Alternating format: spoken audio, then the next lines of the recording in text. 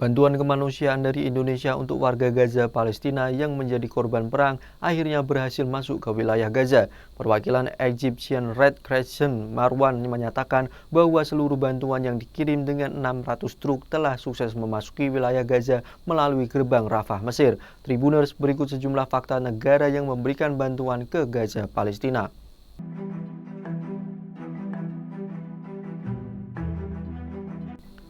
Bantuan tersebut merupakan dukungan pemerintah Indonesia serta masyarakat Indonesia untuk warga Palestina yang dihimpun oleh Badan Amil Zakat Nasional, Palang Merah Indonesia, dan Humanitarian Forum Indonesia.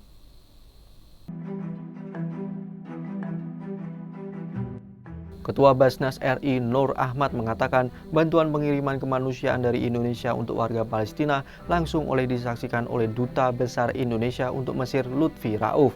Nur mengatakan pihaknya akan terus berkoordinasi dengan Kementerian Luar Negeri, KBRI Kairo, dan IRC untuk memantau pengiriman bantuan kemanusiaan tersebut.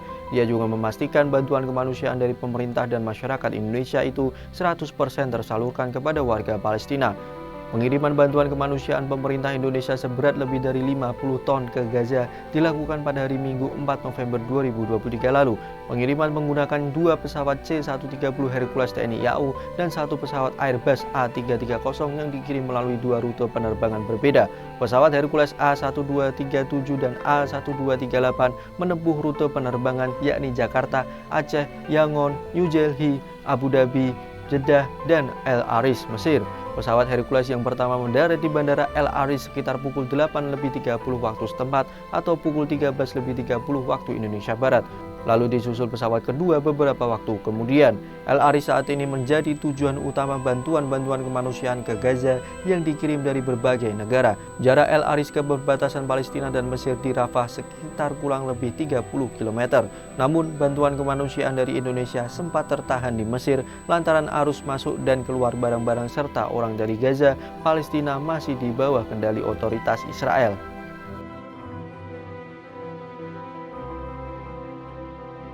Pemerintah dan masyarakat Arab Saudi turut menggalang dana untuk memberikan bantuan kemanusiaan bagi warga Palestina di Gaza. Tak tanggung-tanggung, bantuan yang terkumpul saat ini lebih dari 1,39 triliun rupiah. Melansir dari laman Saudi Gaza Senin 6 November 2023, total sumbangan yang dikumpulkan melalui kampanye donasi Saudi untuk rakyat Palestina di jalur Gaza telah melebihi 1,39 triliun pada hari Minggu 5 November 2023. Sebanyak 533.107 orang telah memberikan donasinya yang mencapai angka SR 337.810.406 pada hari keempat kampanye yang diluncurkan oleh King Salman Humanitarian Aid dan Relief Center. Kampanye ini digaungkan langsung oleh Raja Salman dan putra mahkota Muhammad bin Salman. Melalui penggalangan dana ini juga Raja Salman dan putra mahkota MBS masing-masing menyumbangkan 124 miliar rupiah dan 83 miliar rupiah untuk kampanye tersebut. Abdullah Al-Rabiah, penasihat pengadilan kerajaan dan pengawas umum KS Relief, mengkonfirmasi pada saat peluncuran kampanye bahwa sumbangan akan dikumpulkan melalui platform Sahim atau rekening bank terpadu yang dialokasikan khusus untuk kampanye tersebut. Dr. Al-Rabiah mencatat bahwa kampanye penenggalangan dana ini merupakan bagian dari upaya kerajaan Saudi dalam mendukung rakyat Palestina melewati berbagai krisis. Dukungan kemanusiaan dan pembangunan dari Saudi tidak pernah berhenti menjangkau rakyat Palestina. Kampanye kerakyatan tersebut digerakkan untuk meringankan penderitaan rakyat Palestina akibat agresi Israel yang terus berlanjut di Gaza selama hampir 1 bulan. Kementerian Dalam Negeri Arab Saudi mengonfirmasi bahwa KS Relief adalah satu-satunya entitas yang berwenang menerima donasi dan menyalurkan donasi di luar kerajaan. Pihak kementerian juga memperingatkan agar tidak mengumpulkan sumbangan tanpa izin dari otoritas yang berwenang dan menganggapnya sebagai tindakan yang melanggar peraturan Saudi. Para pelanggar akan dimintai pertanggungjawaban secara umum. Perdana Menteri Israel menegaskan bahwa gencatan senjata akan bergantung pada pembebasan sandera Israel. Pernyataan tersebut dilontarkan tak lama setelah Menteri Luar Negeri Amerika mengunjungi Israel. Artinya pernyataan Perdana Menteri Israel merupakan sebuah sikap keras dan merupakan penolakan terhadap usulan Washington. Seperti diketahui, Menteri Luar Negeri Amerika Serikat Antony J. Blinken bertemu dengan Perdana Menteri Israel Benjamin Netanyahu pada hari Jumat dan menyerukan serangkaian jeda kemanusiaan untuk memungkinkan lebih banyak pengiriman makanan, air, obat-obatan, dan pasokan lain yang dibutuhkan oleh Gaza.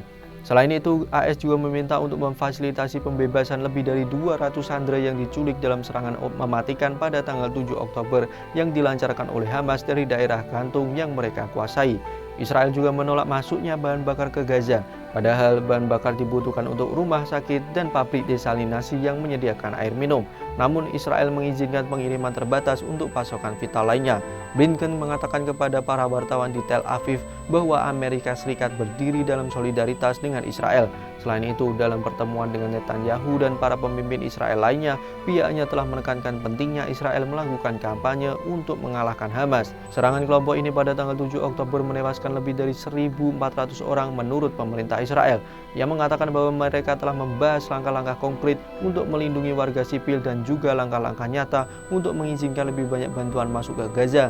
Namun sayangnya, ia tidak menjelaskan lebih lanjut mengenai kedua topik tersebut. Sementara Presiden Biden terus menyatakan dukungan yang jelas untuk Israel dengan mengatakan bahwa negara itu memiliki hak untuk mempertahankan diri. Biden juga menyebut kekhawatiran telah meningkat dalam pemerintahannya tentang meningkatnya jumlah korban jiwa Palestina. Kementerian Kesehatan Gaza yang dikuasai Hamas menyebut korban telah mencapai lebih dari 9.200 orang. Kondisi kemanusiaan dan kehancuran fisik makin memburuk yang disebabkan oleh kampanye pengaboman Israel dan invasi darat selama seminggu. Pasukan darat Israel yang menyebar masuk ke kota terbesar di Gaza dan serangan udara yang menewaskan dan melukai lebih banyak lagi warga Palestina setiap harinya, memicu kemarahan yang meningkat di seluruh wilayah tersebut bahkan ketika Blinken berusaha mencegah musuh-musuh Israel untuk memperluas perang. Pertempuran antara pasukan Israel dan kelompok bersenjata Hizbullah telah meningkat di sepanjang perbatasan utara Israel dengan Lebanon. Pemimpin Hizbullah Hassan Nasrallah juga memberikan pidato yang berapi-api pada hari Jumat yang mengecam Israel dan Amerika Serikat.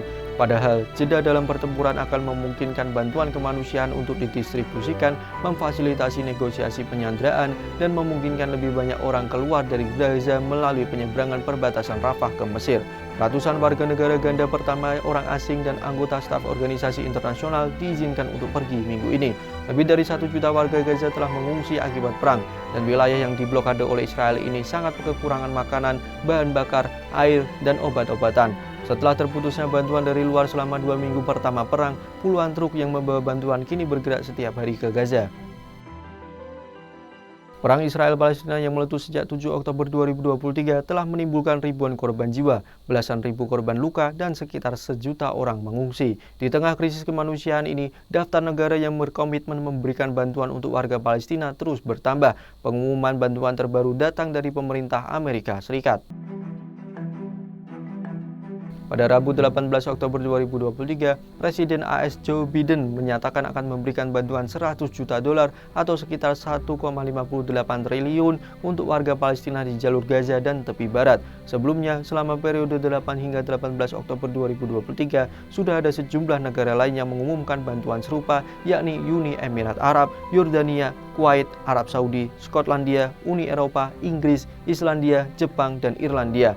Jika diakumulasikan sejak awal perang sampai Rabu 18 Oktober 2023, ada 11 negara yang menyatakan komitmen bantuan untuk Palestina dengan nilai total bantuan sekitar 3,8 triliun rupiah.